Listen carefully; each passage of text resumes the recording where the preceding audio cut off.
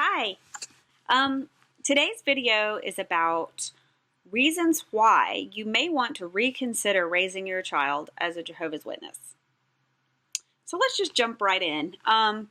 We'll get to the big, giant elephant in the room first, which is the child molestation scandal.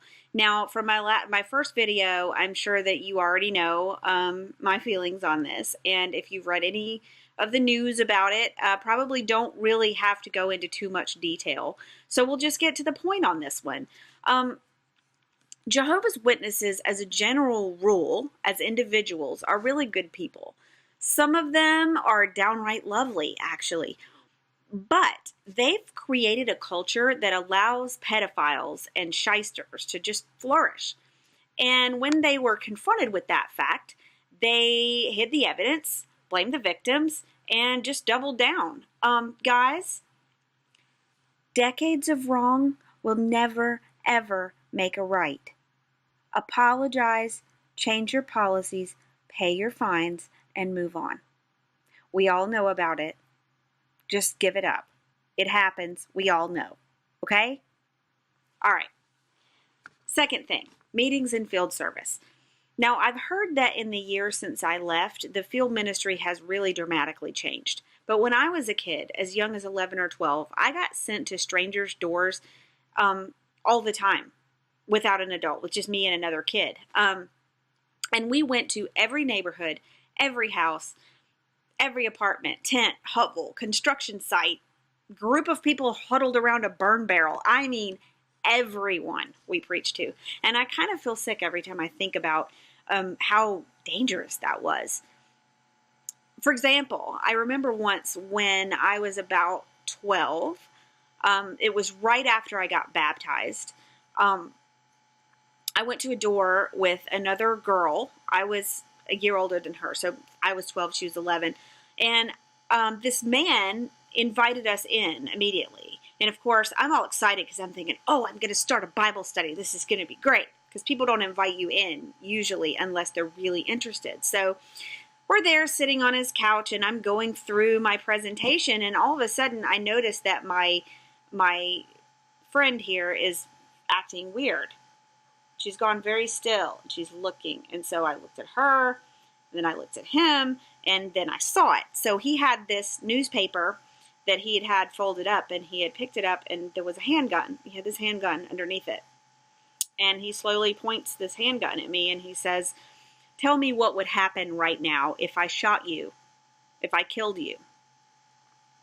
Now, the thing about me in a crisis is that I tend to go very calm.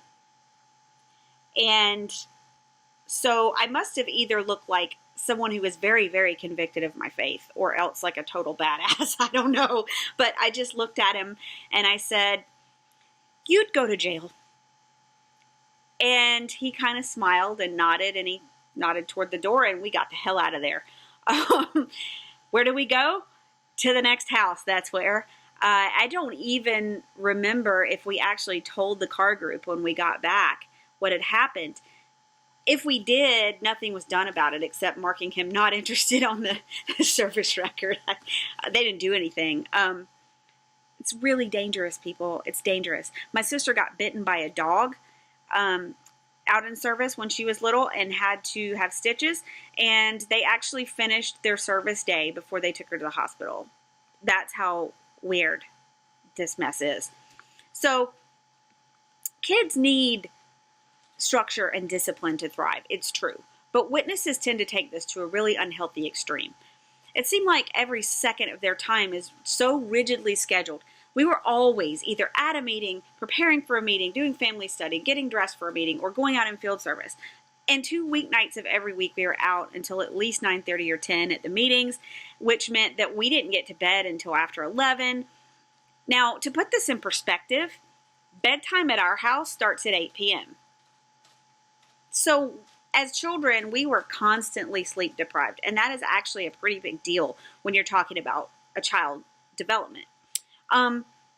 They just don't have any time for rest or relaxation or play, and this is very damaging to small children because that's a huge part of their growth and development.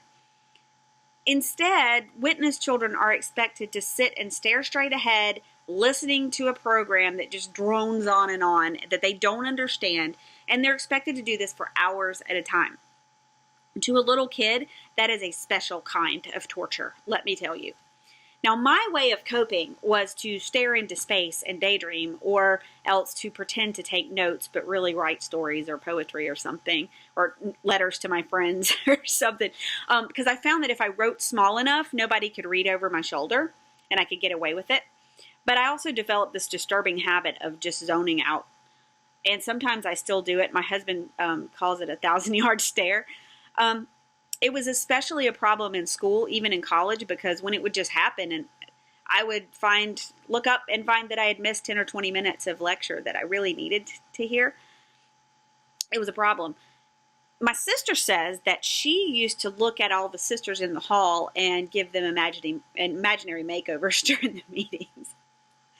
Look, this isn't healthy for your kids. Well, Jehovah's Witness parents should take that time and go take their kids outside, take them to the park, play in the yard or something, talk to them, help them become people and not weird drones.